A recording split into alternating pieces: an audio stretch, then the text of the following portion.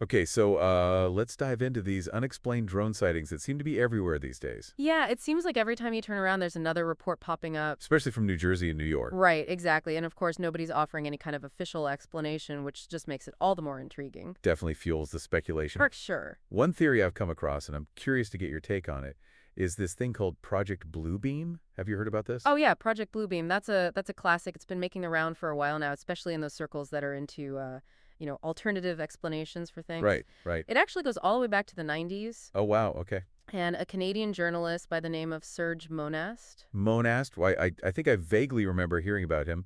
Didn't he have a rather, how do I put this, a rather dramatic end to his story? He did indeed. He died in 96 under some, shall we say, mysterious circumstances. Okay, so that alone is enough to pique anyone's curiosity. Oh yeah, it definitely adds to the mystique. So let's get into the nitty-gritty here. What exactly did Monast claim Project Bluebeam was all about? Well, the gist of it is he believed that some powerful global entities, organizations like NASA, the UN, were all in cahoots to stage a massive hoax. A hoax? Like what kind of hoax are we talking about? Something really big, like a fake alien invasion. Hold on, a fake alien invasion? Or even a simulated religious event, something along those lines. Okay, now that seems a little far-fetched even for a conspiracy theory. I mean, a fake alien invasion or a staged second coming.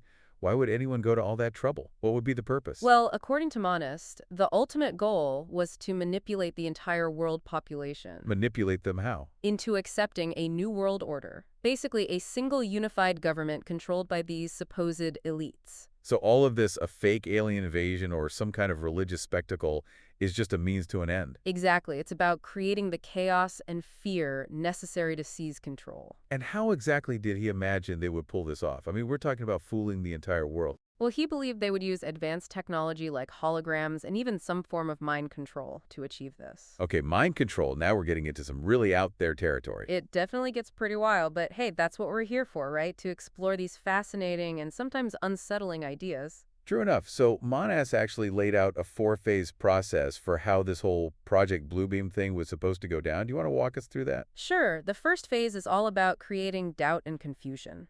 The idea is to undermine people's faith in existing religions and scientific knowledge. So basically make them question everything they thought they knew. Exactly. Make them more susceptible to new manufactured beliefs that fit the agenda of the New World Order. So how would they go about doing that? I mean, is this like planting fake news stories, spreading disinformation? He suggested they might go even further than that. Imagine fabricated archaeological discoveries that challenge long-held religious teachings or even rewrite historical narratives. Oh, wow. So like what, they dig up some new scroll that contradicts key elements of a major religion, or suddenly find evidence that completely changes our understanding of a pivotal historical event? Precisely create enough chaos and doubt, and people will start grasping for anything that seems to make sense. Right. It's like if they found some hidden text that completely rewrites the story of, say, the Dead Sea Scrolls, throws everything we thought we knew into question. Exactly.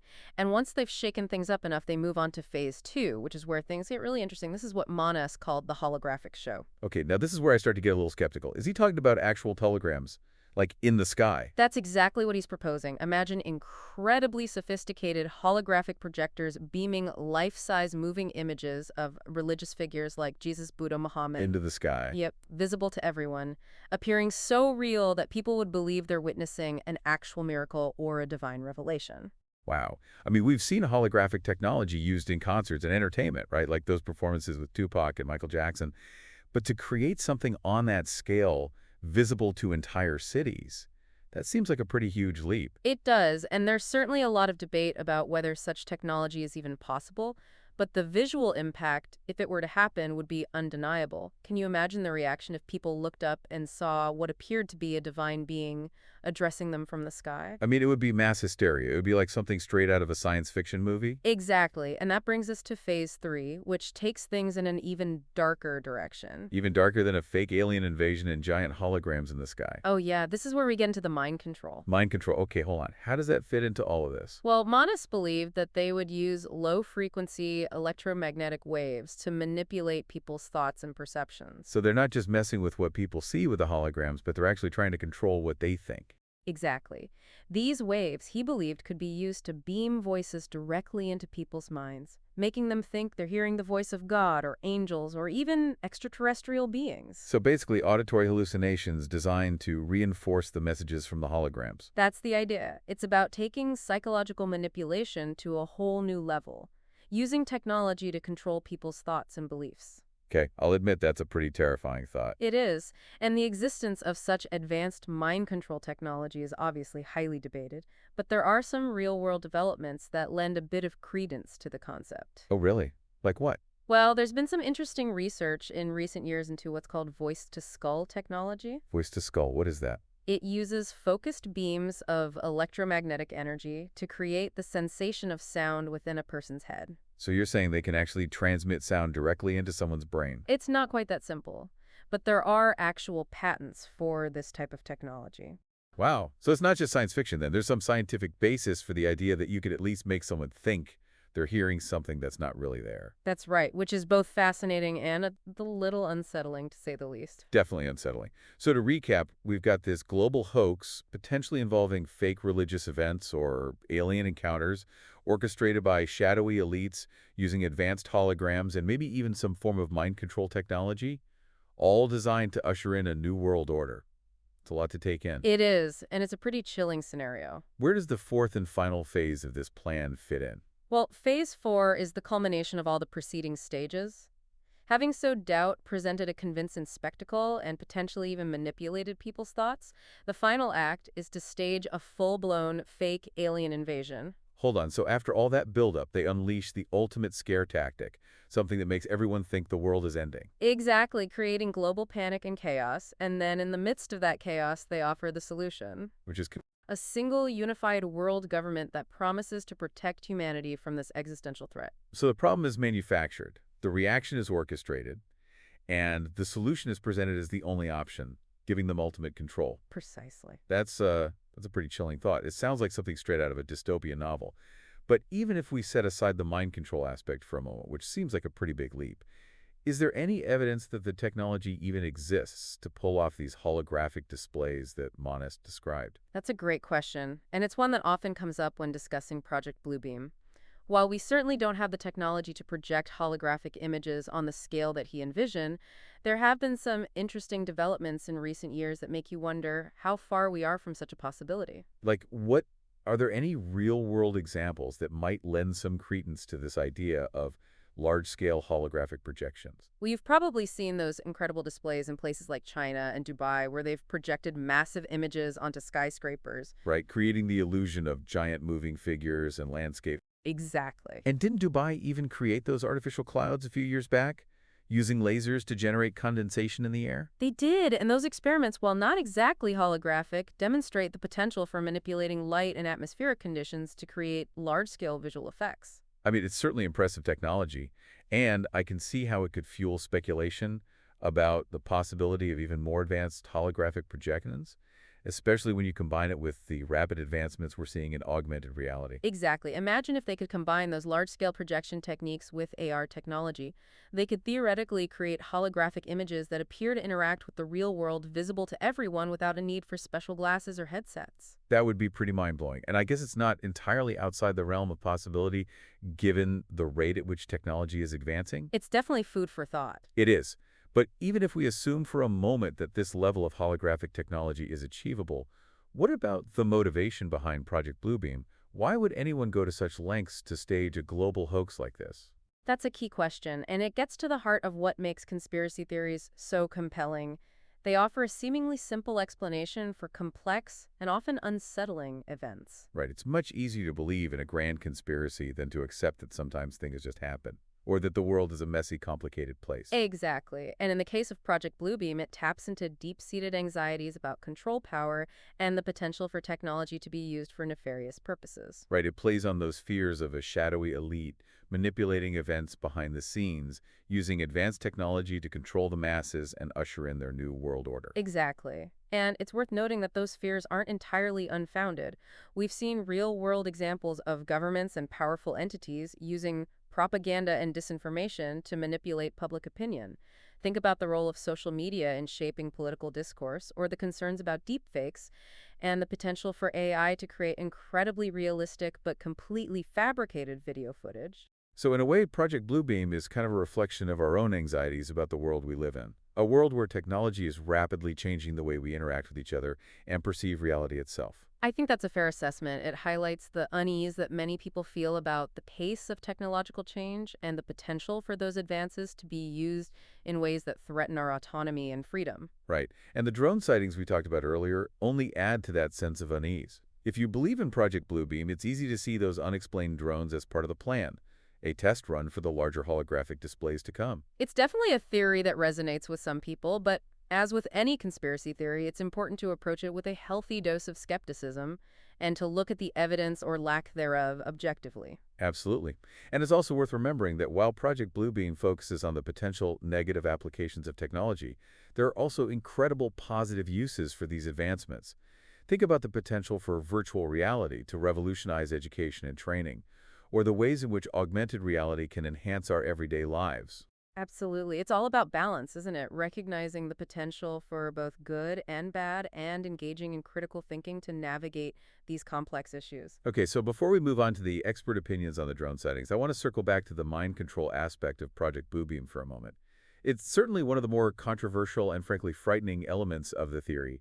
But is there any real scientific basis for the idea that you could manipulate someone's thoughts and beliefs using electromagnetic waves? It's a complex issue and one that's often oversimplified in popular culture. While it's true that certain frequencies of electromagnetic radiation can have an effect on brain activity, the idea that you could precisely control someone's thoughts or implant specific ideas using these waves is still very much in the realm of science fiction. Right, it's one thing to maybe influence someone's mood or induce a state of relaxation, but it's a whole other thing to actually plant specific thoughts or commands in their head. Exactly. There's a big difference between influencing brain activity in a general sense and achieving the kind of precise mind control that Project Bluebeam suggests. So even if we accept that voice-to-skull technology exists and that it could be used to transmit sound directly into someone's head, it doesn't necessarily follow that it could be used for the kind of sophisticated mind manipulation that Monast envisioned. That's right. There's a huge leap between being able to make someone think they're hearing a voice and actually controlling their thoughts and actions. And while research into the effects of electromagnetic radiation on the brain is ongoing, there is currently no credible scientific evidence to suggest that anything close to the kind of mind control described in Project Bluebeam is possible.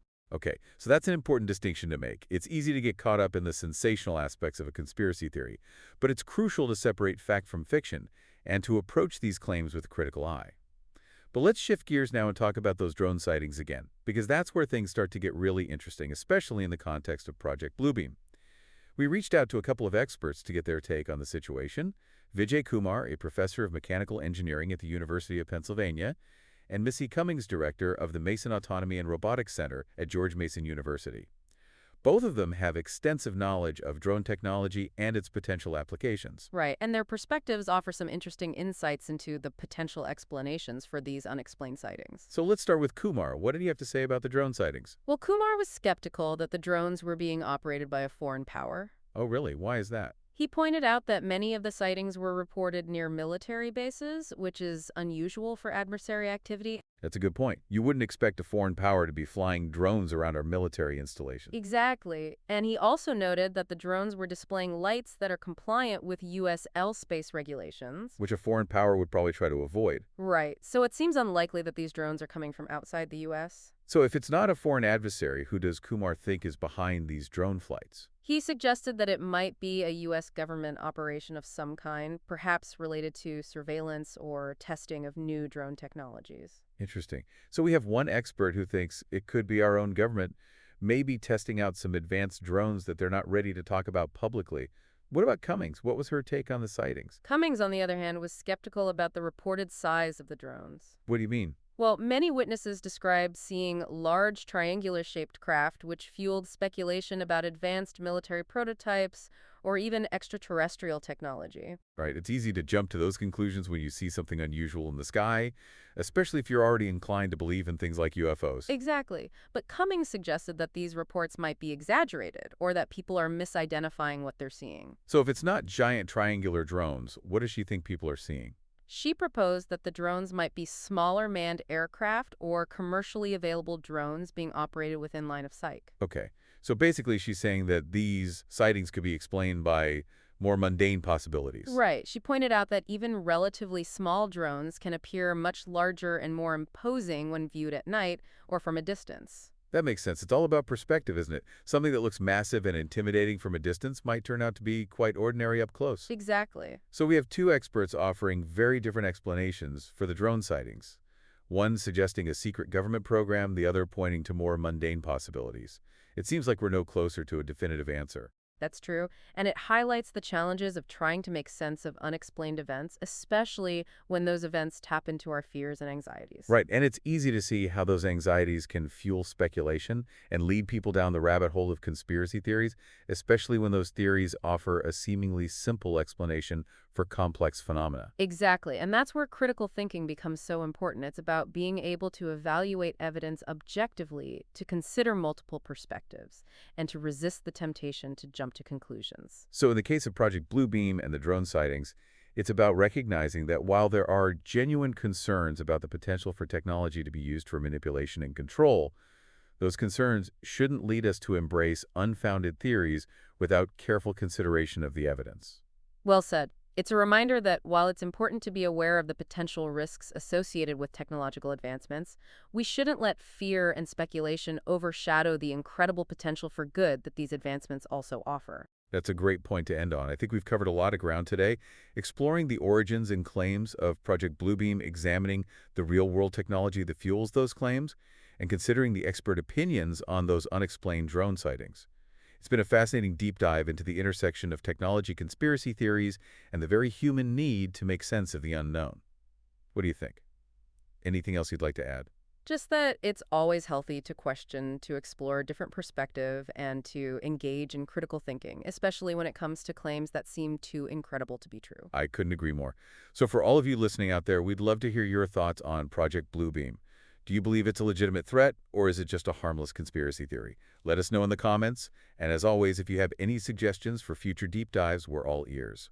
Until next time, stay curious and keep searching for the truth. You've probably seen those crazy displays they've done like in China and Dubai, where they project those massive images onto skyscrapers. Oh yeah, like those giant figures and landscapes. Exactly. It looks so real. And remember a few years back when Dubai created those artificial clouds? Oh, yeah, with lasers to make condensation? Yeah, That's wild. It's not exactly holograms, but it just shows you what they can do with light and the atmosphere. it really makes you think, like, if they can do that now, what will they be able to do in a few years? Exactly. And think about how fast augmented reality is developing. Oh man, good point. Imagine combining those giant projections with AR, You could have these holograms that seem like they're part of the real world. and everyone could see them without any special glasses. No headsets or anything. That would be insane. Mind-blowing. It's not impossible, is it? Not with the way tech is going. But okay, say they could do all that. Why would they? What's the point of this whole Project Bluebeam thing? Yeah, it's a good question. Why go through all that trouble to stage a global hoax? That's what makes conspiracy theories so interesting, right? They take something complicated and make it seem simple. Like there's one big bad guy pulling the strings. Exactly. In this case, it's all about control and power and using tech for bad stuff. It plays into that fear we all have, right? That there's some elite group controlling everything. Yep. And they're using technology to manipulate us all into doing their bidding. And it's not like that fear is totally crazy, right? I mean, we've seen how governments use propaganda. And disinformation all the time. Social media is a perfect example. Oh, yeah. And don't even get me started on deepfakes. It's scary how real that fake stuff looks. Like you can't even trust your own eyes anymore. So yeah, Project Bluebeam might be a little out there, but it reflects some real anxieties we have. It's like a mirror to our fears about technology and what it could be used for. And how fast it's all changing. Yeah, the thing is with the drone sightings, it just adds fuel to the fire. For sure. If you already believe in Project Bluebeam, those unexplained drones just seem like confirmation. Like it's a test run or A something. preview of coming attractions. Exactly. But like with any conspiracy theory, you gotta be skeptical. Absolutely. You got to look at the evidence and see if it actually holds up. And remember that technology isn't all bad. Oh yeah, there's so much potential for good, too. VR could totally change how we learn and train. And AR can make our lives easier and more fun. It's all about finding that balance, recognizing the risks, but not getting so caught up in them that we miss the good stuff. Well said. Okay, I know we got to get to the experts, but before we do, I want to touch on that mind control thing again. Yeah, that's one of the things that really freaks people out about Project Bluebeam. Understandably, it sounds pretty terrifying. But is there any real science behind it? Could you actually control someone's thoughts with electromagnetic waves? Honestly, it's complicated. Pop culture makes it seem way simpler than it is. I mean, yeah, certain frequencies can affect your brain. But that doesn't mean they can plant thoughts in your head. Right. It's not like mind control in the movies where they make you do whatever they want. So influencing brain activity and actual mind control are two different A things. huge difference. And while they're researching this stuff all the time, there's just no proof that you could control someone like that. It would be a pretty big deal if they could. You'd think so. So even with that voice-to-skull tech, it's a big leap to say they could manipulate you, like Mana said. Right. Just because you can make someone hear a voice doesn't mean you can control their every thought. Exactly. And look, I'm not saying mind control is impossible, but with Project Bluebeam, there's just no evidence to back it up. I think that's a good takeaway. It's good to be aware of the risks, but don't believe everything you hear. Right. Think critically and don't get swept up in the hype. So let's talk about those drone sightings again, because that's where things get really interesting in the context of Project Bluebeam. We got in touch with some experts to get their take on it. Vijay Kumar, a professor of mechanical engineering at the University of Pennsylvania, and Missy Cummings, the director of the Mason Autonomy and Robotics Center at George Mason University. They both know a ton about drones. They're definitely the people to ask about this stuff. For sure. So what did Kumar say? Well, he didn't think the drones were from some foreign power. Interesting. Why not? He said a lot of the sightings were near military bases. Which seems kind of risky for a foreign power, wouldn't you say? Yeah, that's not usually how they operate. Plus, he said the drones were using lights that follow U.S. airspace rules. So they weren't exactly trying to hide. Not really, which makes you think. So if it wasn't some other country, who did he think was flying these things? He thought it might be the U.S. government doing some kind of operation. Like what? Maybe surveillance or testing out new drone technology. So maybe they're just keeping things hush-hush for now. Could be. But then you have Cummings, and she had a different take on it. Oh, really? What did she say? She was skeptical about how big people said the drones were. I mean, some people were saying they saw these huge triangular things, right? Yeah, exactly. And that led to all the talk about secret military projects or even aliens. Which is understandable, I guess. When you see something weird in the sky, your mind goes to those places. For sure. But Cummings thought maybe people were exaggerating or just misinterpreting what they saw. Okay, so if they weren't these giant, scary drones, what did she think they were? She said they could be smaller planes or even regular drones that someone was flying nearby. Like those ones you can buy at the store. Exactly. She said even a small drone can look huge at night, or if you're far away. That's true. It's all about perspective. Yep. So you've got one expert saying it's a secret government thing and another saying it could be something totally ordinary. It's hard to know what to believe. Yeah, it really is. Like we're right back where we started. I guess that's how it goes with these unexplained things. Sometimes there are no easy answers. Especially when they play into our fears like we were talking about earlier. It's easy to jump to the worst case scenario. Especially with all the crazy tech out there these days. It makes you wonder what's real and what's not. That's why it's so important to think critically, right? Don't just accept everything you hear at face value. Do your own research, look at different perspectives. And be open to the possibility that things might not be as sinister as they seem. Right, exactly. So I guess the takeaway here is that while Project Bluebeam is a pretty wild theory, it does raise some important questions about technology and how it can be used. And how we react to the unknown. Yeah, for sure. Well, I think we've covered a lot of ground today. We talked about Project Bluebeam, the tech behind it, those drone sightings. And even a little bit of mind control. It's been a fascinating deep dive into the world of conspiracy theories and the very human desire to find explanations for things we don't understand. I think that's a great way to put it. So to everyone listening out there, we want to hear what you think about Project Bluebeam. Is it a real threat or just a bunch of hooey? Let us know in the comments. And if you have any ideas for future deep dives, we're all ears. Until next time, stay curious and keep searching for the truth.